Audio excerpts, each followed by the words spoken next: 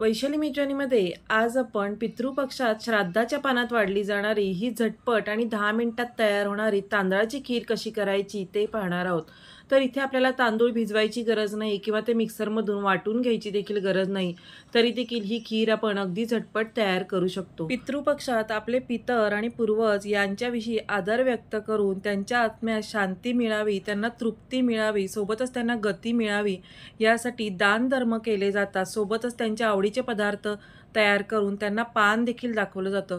असं म्हटलं जातं की या 15 दिवसामध्ये पितर आपल्याकडे सूक्ष्म रूपाने येतात आणि त्यांचे आशीर्वाद आपल्याला देऊन जातात. म्हणूनच असं म्हटलं जातं की जर आपले पितर शांत झाले, त्यांच्या आत्म्यात शांती मिळाली, ते तृप्त झाले, तर आपल्या घरात सुख, शांती आणि समाधान हे कायम टिकून राहतं. त्यासोबतच या पितृपक्षामध्ये कोणतंही शुभ कार्य केलं जात नाही. त्यामुळे शक्यतो कोणतंही शुभ कार्य असेल तर या पितृपक्षात करणं टाळलं जातं. तर इथे आज आपण पितृपक्षाविषयी थोडक्यात माहिती पाहिलेली आहे.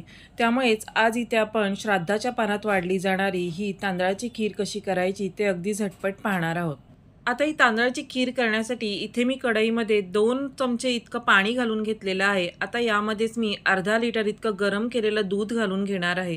तर इथे मी सुरुवातीला हे दूध गरम करून ठेवलं होतं आणि ते आता या भांड्यात घालून घेतलेलं आहे किंवा या कढईमध्ये घालून घेतलेलं आहे.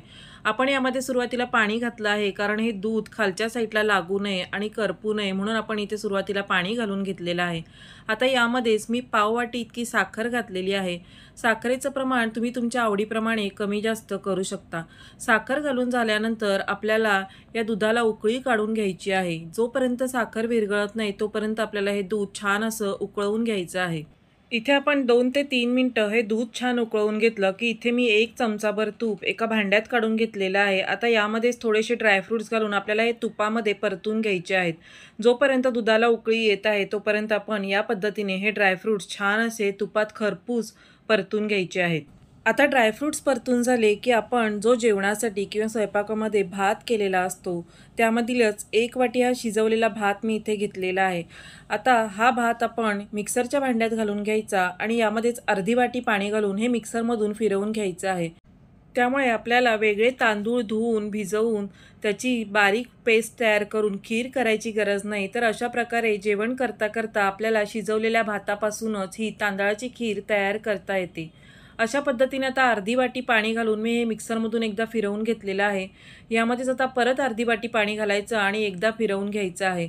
तर अगदी आपल्याला याची बारीक पेस्ट न करता या पद्धतीने हे वाटून घ्यायचं आहे. आता ही भाताची पेस्ट तयार झाली आणि दुधाला पण इथे छान उकळी आलेली आहे. दुधाला छान उकळी आली की ही तयार भाताची पेस्ट आपण यामध्ये घालायची आहे. इथे आपण आणखीन 2 जिन्नस घालणार आहोत ज्यामुळे ही खीर अतिशय चविष्ट बनवून तयार होते.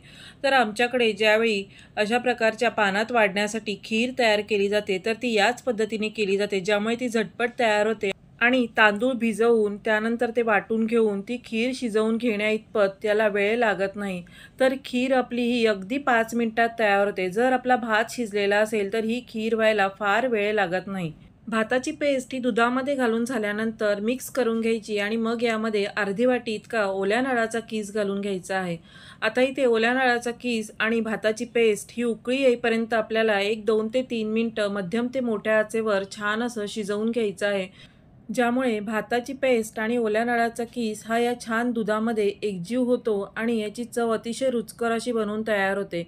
इतपत आता या खिरीला छान उकळी आलेली आहे. तुम्ही इथे बघू शकता ही दाटसर अशी खीर तयार झालेली आहे.